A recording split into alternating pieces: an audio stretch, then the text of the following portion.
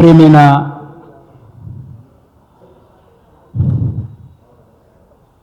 ఈ power point presentation నిర్వహిస్తున్నటువంటి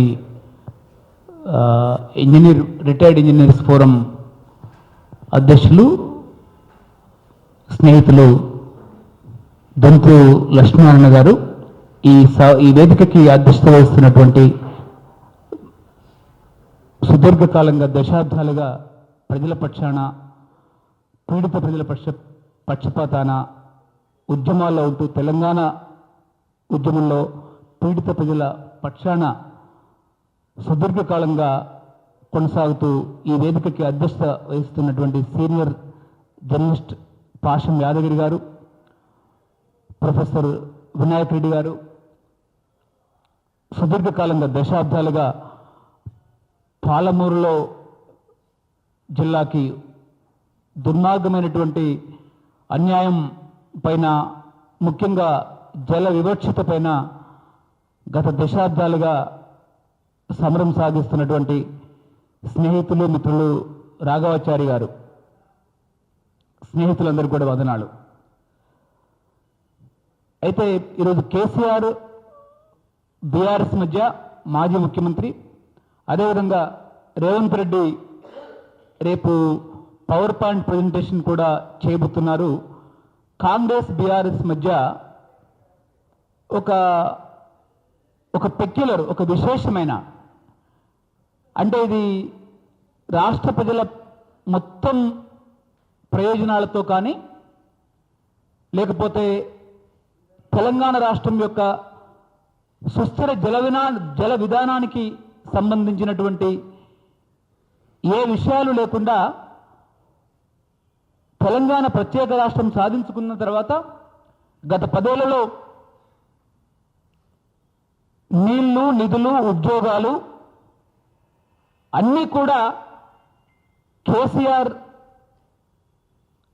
నీటి దోపిడీలో, నీళ్ల పేరిట ఒక దుర్మార్గమైనటువంటి అంతులేని దోపిడీలో గత 10 ఏళ్ల పరిపాలన ఎలా అయితే కొనసాగిందో, ఈరోజు వీరిద్దరి మధ్య చర్చించేటటువంటి క్రమంలో తెలంగాణ ఒక సుస్థిరమైనటువంటి నీటిపారుదల విధానానికి అవకాశం లేదు. రాష్ట్రంలో ఉన్నటువంటి మొత్తం సమస్యల యొక్క పరిష్కారానికి సంబంధించినటువంటి విషయాలకు సంబంధించిన ఒక సమగ్ర పరిష్కారం కూడా లేదు, ఒక విధానము లేదు. అసమానత్వానికి గురవుతున్నటువంటి జిల్లాలకు సంబంధించినటువంటి ప్రత్యేకమైనటువంటి ప్రస్తావన, గత 78 సంవత్సరాల్లో జరిగినటువంటి ఒక దుర్మార్గమైనటువంటి వివక్ష, ఉమ్మడి ఆంధ్రప్రదేశ్లో జరిగినటువంటి తీరని వివక్ష గత 10 ఏళ్లలో లేదు కేసీఆర్ పరిపాలనలో. ఈ 2 ఏళ్లలో రేపటి చర్చలో కూడా ఉంటుందని చెప్పేసి ఈ 2 ఏళ్ల రేవంత్ రెడ్డి పరిపాలనని, లేకపోతే తెలంగాణ సాగునీటి శాఖ విధానాన్ని చూస్తే చాలా స్పష్టంగా కొట్టొచ్చినట్టు కనబడుతూ ఉంది. తెలంగాణ ప్రత్యేక రాష్ట్రంలో కేసీఆర్ అడ్డు అదుపులైనటువంటి దోపిడీని, ఉద్యోగాలు లేవు, నీళ్లు లేవు, లేక మిగతా నిధులన్నీ కూడా నీటి దోపిడీలో కాంట్రాక్టర్లకి, వీళ్ళ ప్రభుత్వం అంతులేనంత దోపిడీకి, ఎన్నికల్లో మరింత డబ్బుకు, మరింత అధికారానికి, ఈ విధంగా మొత్తం కనుక చూస్తే తెలంగాణ ఎందుకు సాధించుకున్నాం మనం? సుదీర్ఘ ఒక 60 ఏళ్ల పోరాటం ద్వారా, అనేక బలిదానాల ద్వారా అసమానతల్ని తగ్గించుకోవాలి. జిల్లాల మధ్య జరుగుతున్నటువంటి కొన్ని ప్రత్యేక ఉమ్మడి ఆంధ్రప్రదేశ్ దోపిడీలో తెలంగాణకు జరుగుతున్నటువంటి అన్యాయాల నుంచి, ఈ అసమానత్వాల నుంచి, వివిధ జిల్లాల మధ్య జరుగుతున్నటువంటి అసమానత్వాలని, అనేక రకాల అసమానతలు నిర్మూలించడం కొరకు. కానీ ప్రత్యేక రాష్ట్రం వచ్చిన తర్వాత చంద్రశేఖరరావు పరిపాలనలో కానీ, ఈరోజు రేవంత్ రెడ్డి పరిపాలనలో కానీ మరింత అసమానతలు పెరిగాయి. ఈరోజు చివరికి ఈ ప్రభుత్వం కొనసాగుతున్నటువంటి కాలంలో కూడా ఎంత అసమానతలు పెరుగుతున్నాయంటే, ఆర్థిక ఆధిపత్యం సమస్త తెలంగాణ పైన ఉమ్మడి సమైక్యాంధ్ర బడా పెట్టుబడిదారులు ఏ విధంగానైతే దశాబ్దాల పాటు కొనసాగిందో, ఈరోజు కూడా అదే కొనసాగుతుంది. పాలమూరు రంగారెడ్డి, దుర్మార్గమైనటువంటి అన్యాయానికి గురవుతుంది, ఒక పక్క ఉమ్మడి ఆదిలాబాద్ జిల్లా దుర్మార్గమైనటువంటి అన్యాయానికి గురవుతుంది. ఈ విధంగా పాలమూరు రంగారెడ్డి ప్రాంతానికి భారీ ఎత్తిపోతలు పథకం ప్రారంభించి ఆ ఎత్తిపోతల పథకానికి జూరాల నుంచి నీటి సోర్స్ ఉంటే 10 ఏళ్ల కాలంలో జూరాల నీటి సోర్స్ని అవకాశాలను ఎత్తేసేసి సుదూరంగా ఉండేటటువంటి భయంకరమైనటువంటి వివాదాస్పదమైనటువంటి అప్పటికే దుర్మార్గమైనటువంటి అంతులేని దోపిడీ రాయలసీమ వైపు కొనసాగుతున్న క్రమంలో అటు శ్రీశైలం బ్యాక్ వాటర్ నుంచి కానీ లేకపోతే ఇటు పోతిరెడ్డిపాడు నుంచి కానీ అంతులేని దోపిడీ గత కేసీఆర్ పరిపాలన కంటే ముందు, ఉమ్మడి ఆంధ్రప్రదేశ్ కంటే ముందు కేసీఆర్ వచ్చిన తర్వాత అంతులేని దోపిడీ కొనసాగుతున్నటువంటి శ్రీశైలంలో తీసుకెళ్లి పాలమూరు రంగారెడ్డి నీటి సోర్స్ని అక్కడ పెట్టారు. పాలమూరు రంగారెడ్డి నుంచి నేను సంవత్సరం చాలా మంది పెద్దలు ఉన్నారు ఇక్కడ, ఎక్కువసేపు కాకుండా సుమారు 30 మోటార్లు పెట్టారు. చిట్ట చివరిలో పెట్టేసి శ్రీశైలం నుంచి అనేక చోట్లకి 30 మోటార్లు పెట్టారు. మొత్తం 54,000 కోట్లతో పథకాన్ని ప్రారంభిస్తే 24 నుంచి 27,000 కోట్ల వరకు దానికి ఖర్చు పెట్టి ఏ మెయిన్ కెనాల్స్ పూర్తి కాకుండా, ఏ పిల్ల కాలువలు పూర్తి కాకుండా రెండవ దశ పరిపాలన ముగుస్తున్నటువంటి సమయంలో నవంబర్ మాసంలో ఆ పాలమూరు రంగారెడ్డి నవంబర్ మాసంలో దాని చిట్ట చివరి 30వ మోటార్ ప్రారంభానికి ఆయన పూనుకున్నారు. 30వ మోటార్ ప్రారంభానికి పూనుకొని నేను మొత్తం దక్షిణ తెలంగాణలో ఉన్నటువంటి 12.5 లక్షల ఎకరాలకు నేను నీళ్లు ఇస్తున్నా అని చెప్పేసి తెలంగాణ మొత్తం, ముఖ్యంగా హైదరాబాద్, ముఖ్యంగా పాలమూరు రంగారెడ్డి జిల్లాలో ఒక భయంకరమైనటువంటి హాలీవుడ్ లెవెల్ ప్రచారాన్ని ఆయన నిర్వహించారు.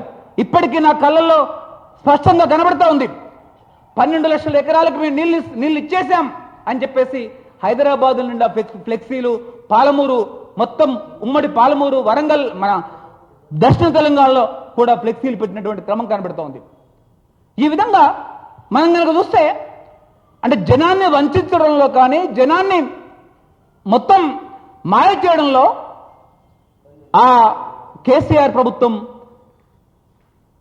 అంత ప్రపంచ స్థాయి ప్రతిభ బహుశా ఎవరు కనబరచలేదు. ఈరోజు మేము తప్పు చేశాం, పాలమూరు రంగారెడ్డికి అన్యాయం చేశామని చెప్పేసి కూతురే సాక్ష్యం ఇస్తుంది, సొంత కూతురు. ఈ విధంగా మొత్తం భారతదేశంలో ఉమ్మడి పాలమూరు జిల్లా, ఒక పక్క ఉమ్మడి ఆదిలాబాద్ జిల్లా ప్రణాళికా సంఘం నివేదికల ప్రకారం మొట్టమొదటి అత్యంత వెనుకబడ్డ జిల్లాలు. కేసీఆర్ ప్రభుత్వ హయాంలో ఈ జిల్లాల యొక్క జల వివక్షతని పరిష్కరించడానికి, అసమానతలను పరిష్కరించడానికి కేసీఆర్ ప్రభుత్వ హయాంలో కానీ, ఉమ్మడి ఆంధ్రప్రదేశ్లో కానీ, ఇప్పుడున్నటువంటి రేవంత్ రెడ్డి ప్రభుత్వ హయాంలో కానీ ఏమాత్రం ప్రణాళికలో తావులేదు. ఒక పక్క ఉమ్మడి ఆంధ్రప్రదేశ్ ఆధిపత్యం గతంలో కొనసాగితే ఈరోజు నల్గొండ జిల్లా మంత్రుల ఆధిపత్యం బ్రహ్మాండమైనటువంటి స్థాయిలో, తెలంగాణ ఉమ్మడి ఆంధ్రప్రదేశ్ కంటే భారీ స్థాయిలో ఒక అమెరికన్ సామ్రాజ్యవాదుల లెవెల్లో కొనసాగుతూ ఉంది. ఉన్న నిధులన్నీ అడ్డే పోతాయి, మిగతా జిల్లాలకి నామమాత్రంగా ఉంటాయి. ఒక తెలంగాణకు మొత్తానికి సంబంధించినటువంటి సాగునీటి పారుదల విధానం ఉందా అని చెప్పేసి మేము కేసీఆర్ ప్రభుత్వాన్ని 10 ఏళ్లుగా ప్రశ్నించాం.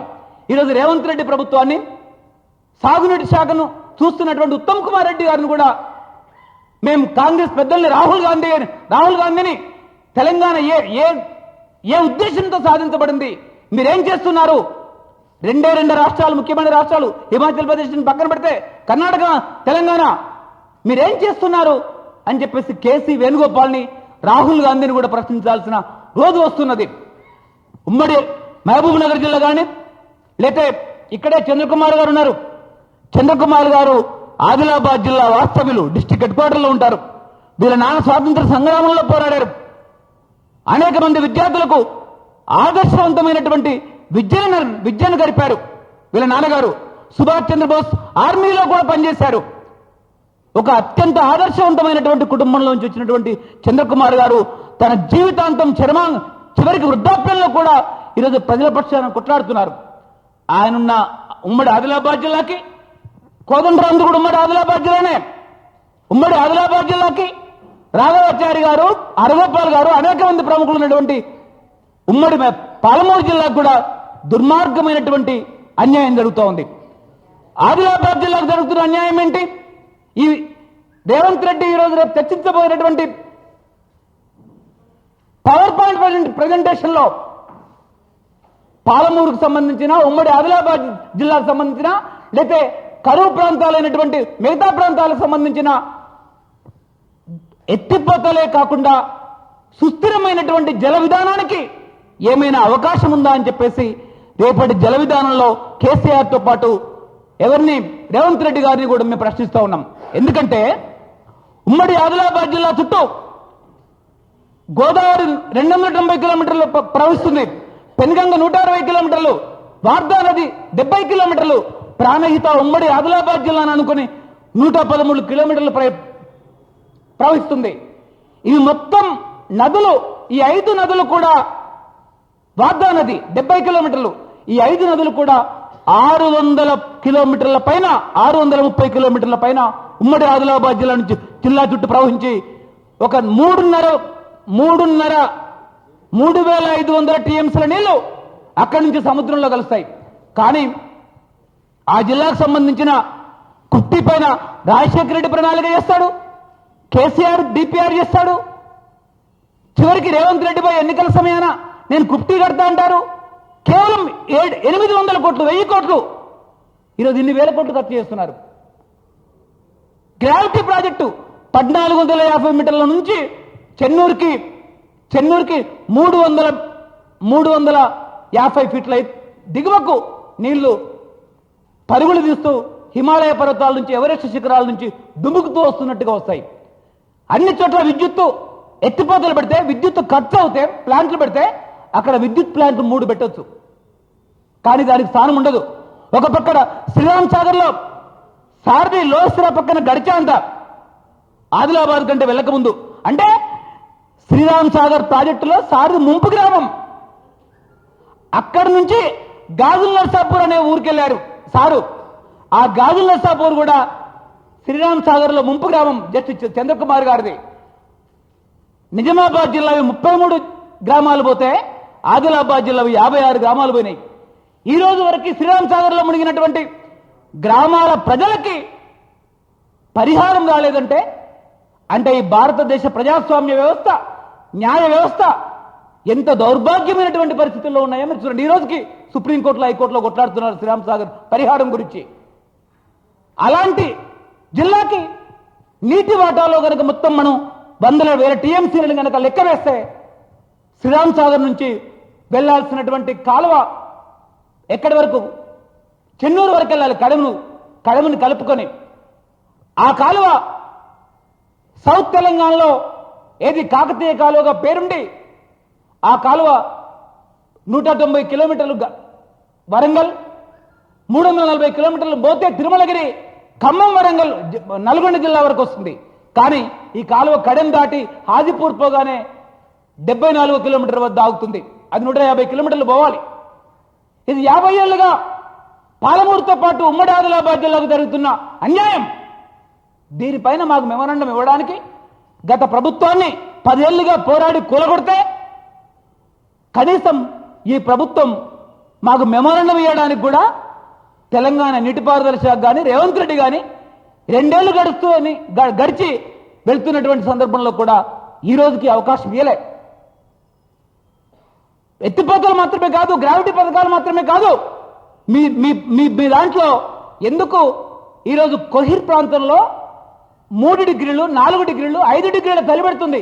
దానికి కారణం ఏంటంటే ఆ ప్రాంతం అంతా కూడా గొట్టిగారిపల్లి అనే చోట వినాయక్ రెడ్డి గారు, మేము, సుదర్శన్ రావు గారు, మరికొద్ది మంది మిత్రులం కలిసి, చంద్రకుమార్ గారు కూడా ఉండే, అంతా కలిసి మేము ఆ గొట్టిగారిపల్లికి వెళ్ళాం. హనుమంతరావు గారు ఇదే దాంట్లో తెలంగాణ నీటి ప్రయోజనాల కొరకు, తుమ్మిడియేటి ప్రాజెక్టు కొరకు, కాళేశ్వరానికి వ్యతిరేకంగా హనుమంతరావు గారు ప్రపంచ ప్రఖ్యాత ఇంజనీర్, ఎవరు మన లక్ష్మీనారాయణ గారు, మేము, వెంకటరమణ, అనేక మంది, కేవీ ప్రతాప్, మేము అందరం కలిసి ఆ ప్రాజెక్టు కొరకు, వినాయక్ రెడ్డి గారు, మేమందరం కలిసి, ఇక్కడ ఉన్నటువంటి పాశం యాదగిరి గారు, చంద్రకుమార్ గారు, అనేక మంది కలిసి సుదీర్ఘకాలం పాటు ఉద్యమించాం. ఆ కొహీర్ ప్రాంతంలో ఈరోజు అంత కోల్డ్ టెంపరేచర్ ఉండడానికి కారణం ఏంటి అంటే, ఆ గొట్టిగారిపల్లి అనే ప్రాంతంలో 4 వాటర్ కాన్సెప్ట్, చతుర్భుజ జల ప్రక్రియ అమలు చేయడం. ఆ చతుర్భుజ జల ప్రక్రియలో 4,000 రూపాయలతోటే ఆ ప్రాంత 2-3 గ్రామాల్లో పూర్తి స్థాయిలో 2 పంటల నుంచి 3 పంటలు ఈరోజు పండించుకుంటున్నారు. అనేక మంది పేదలు పాలేరు ఉండడం మానేసి వాళ్ళందరూ సొంత వ్యవసాయదారులుగా, రైతులుగా మారిపోయారు.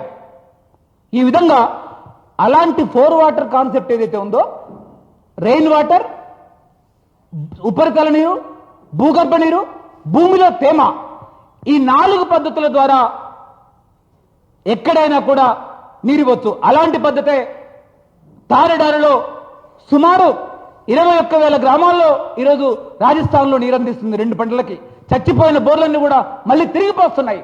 మీ దాంట్లో ఎక్కడైనా కాంగ్రెస్ కేసీఆర్ ప్రభుత్వంలో కానీ, లేతే ఈరోజు మన రేవంత్ రెడ్డి ప్రభుత్వంలో కానీ అలాంటి ఒక సుస్థిరమైనటువంటి జల విధానానికి అవకాశం ఉందా? చివరిగా ఒకే ఒక్క మాట చెప్తూ నేను ముగిస్తాను. ఇలా తుమ్మిడి కాళేశ్వరానికి వ్యతిరేకంగా మేడిగడ్డ అన్నారం సుందిల్లం కుంగిపోయింది. దానిపైన విచారణ కమిషన్ వేశారు. ఆ 3 బ్యారేజీలు అవినీతిలో ఉన్నాయని చెప్పేసి పినాకిని చంద్రఘోష్ అద్భుతమైన నివేదిక ఇచ్చారు. NDSA, national dam safety authority, ఆ 3 బ్యారేజీలు ఎందుకు పనికిరావు, దానిలో రిపేర్ చేయకుండా ఒక చుక్క కూడా నీళ్లు నిలపొద్దు అని చెప్పారు. పినాకిని చంద్రఘోష్ కేసీఆర్ని, హరీష్ రావుని, ఈటల రాజేందర్ని ప్రాసిక్యూట్ చేయాలి, డబ్బులు కక్కించాలి, జైల్లో పెట్టాలి, 30 మంది ఇంజనీర్లని, ఐఏఎస్ అధికారులను జైల్లో పెట్టాలని చెప్పేసి వాళ్ళ పేర్లు కూడా 660 పేజీల నివేదికలో సుప్రీంకోర్టు మాజీ న్యాయమూర్తి ఎవరు మన రేవంత్ రెడ్డికి చెల్లారు. మరి మీరు చర్యలు తీసుకోవడానికి ఎందుకు తీసుకోలేదండి? మీకు అవినీతి పైన నిజాయితీతో కూడినటువంటి పోరాటం కనుక ఉంటే కేసీఆర్ని ఎందుకు లోపల పెట్టలేదు? 1,000 కోట్ల రూపాయల అవినీతి సొమ్మును ఎందుకు కక్కించలేదు? హరీష్ రావుని, ఈటల రాజేందర్ని ఎందుకు పెట్టలేదు? అకస్మాత్తుగా అసెంబ్లీలో చర్చ పెట్టేసి నివేదికను మేము సిబిఐకి ఇస్తున్నామని చెప్పారు. మీరే రేవంత్ రెడ్డి గారు పోలీస్ మంత్రి, మీ చేతిలో ప్రభుత్వం ఉంది, మీ చేతిలో అధికారం ఉంది, బీజేపీకి మీరు ఎందుకు ఇచ్చారని చెప్పేసి మేము ప్రశ్నిస్తున్నాం. ఆ సిబిఐ బీజేపీకి ఇచ్చిన తర్వాత ఈ రోజు వరకు ఒక్క అడుగు కూడా ముందుకేలే. ఎందుకంటే కేసీఆర్, నరేంద్ర మోడీ దోస్తులు. ఈటల రాజేందర్ నిన్నటి వరకు కేసీఆర్ ప్రభుత్వంలో ఆర్థిక మంత్రి, ఇలా బీజేపీ ప్రముఖ నాయకుడు, అత్యంత కీలకమైనటువంటి ఎంపీ. కాబట్టి ఆ నివేదికను ముట్టుకుంటే ఆయన స్నేహితుడు నిన్ననే పార్లమెంటు సమావేశాల సందర్భంలో నా స్నేహితుడు కేసీఆర్ ఆరోగ్యం బాగుందా అని చెప్పేసి మోడీ పలకరిస్తారు. ఇంత అద్భుతమైనటువంటి మిత్రులు కేసీఆర్ని జైల్లో వేసేటటువంటి శక్తి మోడీకి, ఈటల రాజేందర్ను జైల్లో వేసే శక్తి మోడీకి, హరీష్ రావును జైల్లో వేసే శక్తి మోడీకి ఉందా అని చెప్పేసి ప్రశ్నిస్తున్నాం. అంటే పినాకిని చంద్రఘోష్ అవినీతి రిపోర్ట్ కోల్డ్ స్టోరేజీలోకి వెళ్తుంది. మోడీ ప్రభుత్వం, సిపిఐ బొందబెట్టబోతుంది. వాళ్ళ పాత మిత్రుల్ని కాపాడబోతున్నారు. నేరస్తులు ఈ రాష్ట్రాన్ని దోచుకున్నటువంటి, ఈ రాష్ట్రాన్ని అడ్డు అదుపులేనంతగా పంది కుక్కల కంటే, బకాసురుల కంటే, తిమింగలాల కంటే చరిత్రలో ఏ పేరు పోల్చడానికి సరిపోయినటువంటి దోపిడీ, ఎక్స్ప్లాయిటేషన్ అండ్ ఎక్స్ప్రాప్రియేషన్ కొనసాగించినటువంటి వీరందరినీ కూడా రక్షించడానికి మోడీ ప్రభుత్వం అద్భుతమైనటువంటి ప్రణాళిక వేస్తున్నారు. వీళ్ళందరూ చీకటి మిత్రులు, వీళ్ళందరూ చీకటి మిత్రులే. ఈరోజు ప్రజలే ఇలాంటి అవినీతి పనులని ప్రభుత్వాల నుంచి తోసి తమదైనటువంటి పరిపాలనను, ప్రజాస్వామ్యాన్ని, పీడిత ప్రజల, సామాన్య ప్రజల ప్రజాస్వామ్యాన్ని సాధించుకునేంత విధంగా అందరూ ఒక్కటి కావాల్సినటువంటి అవసరం ఉంది. చివరిగా ఒకే విషయం, మేము కాళేశ్వరం పతిగా తుమ్మిడియేటి తీసుకొస్తున్నామని చెప్పారు. రాహుల్ గాంధీ, రేవంత్ రెడ్డి హెలికాప్టర్ వేసుకుని 6 అడుగులు కుంగిపోయిన 8 బ్లాకుల్లో, 88 పియర్స్లో, 88 గేట్లలో 7వ బ్లాక్ అయినటువంటి 21 గేట్లు 21 పియర్స్లో దగ్గరికి వెళ్ళి అక్కడి రాహుల్ గాంధీ రేవంత్ రెడ్డి నడుస్తూ ఫోటోలకు ఫోజులు ఇచ్చారు. మరి ఆ 3 బ్యారేజీలు రిపేర్ చేసే పరిస్థితి లేదు. రిపేర్ చేయమని చెప్పేసి ఎల్ఎన్టీకి నీటిపారుదల శాఖ ఈరోజు రేవంత్ రెడ్డి ప్రభుత్వం లేఖ రాస్తే ఎల్ఎన్టీ పట్టించుకోవట్లేదు, నవయుగ పట్టించుకోవట్లేదు, ఎవరు పట్టించుకోవట్లేదు. ప్రాజెక్టు కింద మొత్తం బొంగలు పట్టాయి, చాలా పెద్ద పెద్ద బొంగలు పడ్డాయి. ఎన్డీఎస్ఏ ఏం చెప్తుంది అంటే, ఒకవేళ మీరు 7వ బ్లాక్ను 11 పియర్స్ను 11 గేట్లను అడుగుముట్ట తవ్వి కూలగొట్టి పక్కదానికి ఏమాత్రం నష్టం జరగకుండా కూల్చి నిర్మించిన 1వ బ్లాకు 2వ బ్లాకు 8వ బ్లాకు దాంట్లో ఉన్న గేట్లు పియర్స్ కుంగిపోవు అనేటటువంటి గ్యారంటీ లేదు. అలాంటి పరిస్థితే అన్నారం సుందిలలో జరుగుతుంది. మరి అలాంటి సుందిళ్ళకి మళ్ళీ మీరు తుమ్మిడిగట్టు నుంచి మైలారం మీదుగా నీళ్ళు ఎలా తీసుకొస్తారండి? సుందిళ్ళ మీద, అన్నారం మీద, మేడిగడ్డ మీద ఇదే రేవంత్ రెడ్డి ప్రభుత్వం పినాకిని చంద్రఘోష్తో అవినీతి విచారణ చేసి ఆ ప్రాజెక్ట్ ఎందుకు పనికిరాదని చెప్పి ఒక్క చుక్క నీరు నిలిపిన ఆ ప్రాజెక్టు ప్రమాదం అని చెప్పేసి నేషనల్ డ్యామ్ సేఫ్టీ అథారిటీ చెప్పింది. కేసీఆర్ ప్రభుత్వ హయాంలో మానేరు డ్యాంలో అనేక చెక్ డ్యాంలు కట్టారు. సుమారు 2,500 నుంచి 3,000 కోట్ల విలువ చేసే చెక్ డ్యాంలు. దయచేసి ఇక్కడ ఉన్నటువంటి వాళ్ళందరూ కూడా ఒకనొక రోజు నిజ నిర్ధారణ కమిటీ వెళ్ళాలి. ఆ చెక్ డ్యాంలు కేసీఆర్ ప్రభుత్వంలోనే సుమారు 8 కూలిపోయినాయి. ఆయన కట్టిన చెక్ డ్యాంలు ఆయన కూలిపోయినాయి. మొన్న ఇటీవల కాంగ్రెస్ ప్రభుత్వం వచ్చిన తర్వాత అడవి సోమనిపల్లి అనే ఊళ్ళో 16 కోట్ల చెక్ డ్యామ్ కూలిపోయింది. ఎందుకు కూలిపోతున్నాయి? ఇవన్నీ ఎందుకు కూలిపోతున్నాయంటే, కట్టవలసినటువంటి చోట స్థలాన్ని నిర్ణయించే చోట స్థలానికి సంబంధించినటువంటి భూగర్భ పరిశోధనని నిశ్చితంగా బోర్ హోల్స్ వేసి లోపల మట్టి ఉందా, లోపల శాండ్ ఉందా, లోపల హార్డ్ ర్యాక్ ఉందా, లోపల గ్రానైట్ ర్యాక్ ఉందా, పగిలిపోయే సున్నపు రాయి ఉందా అనేటటువంటి పునాదిని తెలుసుకోకుండా, సెంట్రల్ డిజైన్ స్థానిక పరిస్థితిని తెలుసుకోకుండా కట్టినటువంటి దుస్థితే Annaram, Medigadda, Sundilla. No geo technical test పరీక్షలు లేవు, ఏ రకమైనటువంటి భూగర్భ పరీక్షలు లేవు. అందుకనే అన్నారం, మేడిగడ్డ, సుందిల్ల కూలిపోయిందని ఎన్డీఎస్ఏ చెప్పింది. ఈరోజు అలాంటి చెక్ డ్యాంలన్నీ కూలిపోతున్నాయి. మరి అలాంటి చెక్ డ్యాంలే ఒక చిన్న, ఆఫ్టర్ ఆల్ చెక్ డ్యాంలో ఒక క్వార్టర్ టీఎంసీ కాదు, ఏది ఒక హుస్సేన్ సాగర్లో ఉండే నీళ్లు కాదు, హుస్సేన్ సాగర్లో పావలా పదో వంతు నీళ్లుండనటువంటి ఒక చిన్న చెక్ డ్యామ్, ఒక 5-10 మీటర్ల ఎత్తు ఉన్నట్టు 4-5 మీటర్లు 2-3 మీటర్ల ఎత్తుండే చెక్ డ్యామ్ కూలిపోతుంటే 80 టీఎంసీలు సుందిల్లోకి వస్తే సుందిల్ల ప్రాజెక్ట్ ఆగుతుందా? సుందిల్ల ప్రాజెక్టులో 2016లో మొదలెడితే 2 సంవత్సరాల్లో పూర్తి కావాలంటే 2019లో 2.5-3 సంవత్సరాల్లో పూర్తి చేసి అప్పగిస్తే 2019లోనే దిమ్మలు మొత్తం కొట్టుకుపోయినాయి. అకార్డింగ్ టు ఇస్రో శాటిలైట్స్ ప్రకారం 2019లో రాఫ్ట్ పునాది భాగం ఆఫ్రాన్ 19, 20, 21, 22, 23 వరదలకు మొత్తం తుడిచిపెట్టుకుపోయినాయి. అన్నారం, మేడిగడ్డ, సుందిల్ల మొత్తం అన్నింటిలో భూగర్భంలో మొత్తం బొంగలు పడ్డాయి. ఆ బొంగలన్నింటినీ కూడా సిమెంట్ గ్రౌంటింగ్, పాలీ యూరోపియన్ గ్రౌంటింగ్, అనేక రకాల గ్రౌటింగ్ అంటే రకరకాల పద్ధతుల్లో బొంగలు పూడ్చడం ఏం లేదు, ఓ భాష, ఒక టెక్నికల్ లాంగ్వేజ్. పూడ్చితే ఆ పూడ్చిన బొంగలన్నీ ప్రకృతి నీటి ఒత్తిడి శక్తికి మొత్తం తుడిచిపెట్టుకుని పోయినాయి. ప్రతి బొంగ మళ్ళీ తెరుచుకున్నాయి, కొత్త బొంగలు పడ్డాయి, ఒక్కోటి నానోకారంతో బొంగ. మరి అలాంటి దాంట్లోకి నువ్వు తుమ్మిడిగట్టు నుంచి 80 టీఎంసీలు తెచ్చి 1600 కోట్లు తగ్గుతున్నాయని పేరిట దానికి తీసుకొస్తే 20 కిలోమీటర్ల మళ్ళీ కొత్త టన్నెల్ తవ్వదు. ఆ 20 కిలోమీటర్ల టన్నెల్ తవ్వడానికి దానికి అంత కలిసి అక్కడ ఒక మోటార్లు ఉన్నాయనే పేరిట మళ్ళీ 10,000 కోట్లు ఖర్చు పెట్టి మళ్ళీ సుందిల్ల మొత్తం తుడిచిపెట్టుకొని పోయిన తర్వాత అప్పుడు 10,000 కోట్లకు కేసీఆర్ బాధ్యుడైనట్టు, అన్నారం, మేడిగడ్డ 1,00,000 కోట్లకు కేసీఆర్ బాధ్యుడైనట్టు ఈరోజు సుందిల్ల తుమ్మిడిగట్టుకి రేవంత్ రెడ్డి, ఉత్తమ్ కుమార్ రెడ్డి బాధ్యుడవుతారా అని మేము ప్రశ్నిస్తున్నాం. కాబట్టి ఇవన్నీ కూడా రావాలి. ఇవన్నీ రేపు అక్కడ రావు, అసెంబ్లీ చర్చలో ఇవన్నీ రేపు రావు. ఈ క్రమాన్ని, సుస్థిర నీటిపారుదల విధానాన్ని, మిగతా అనేక విషయాలని కూడా, అసమానత్వంలో ఉన్నటువంటి నీటి జిల్లాలకు సంబంధించి అసమానత్వంలో ఉన్నటువంటి అన్యాయం అయిపోతున్నటువంటి దశాబ్దాలుగా అన్యాయం అయిపోతున్న జిల్లాలకు కూడా నీటిపారుదల విధానాన్ని లోతైన విధంగా చర్చించి అనేక మంది ఆ దాంట్లో పనిచేస్తున్నటువంటి సామాజికవేత్తలని, నీటిపారుదల రంగ నిపుణుల్ని, ప్రజా సంఘాల బాధ్యుల్ని కూడా దానిలో భాగస్వామ్యం చేస్తూ దీనికి సంబంధించినటువంటి ఒక సుస్థిర నీటిపారుదల విధానాన్ని తెలంగాణకు ఇప్పటి వరకు లేదు, ఇప్పటికైనా రూపొందించాలని చెప్పేసి మేము తెలంగాణ జలసాధన సమితి తరఫున డిమాండ్ చేస్తున్నాం ప్రభుత్వాన్ని.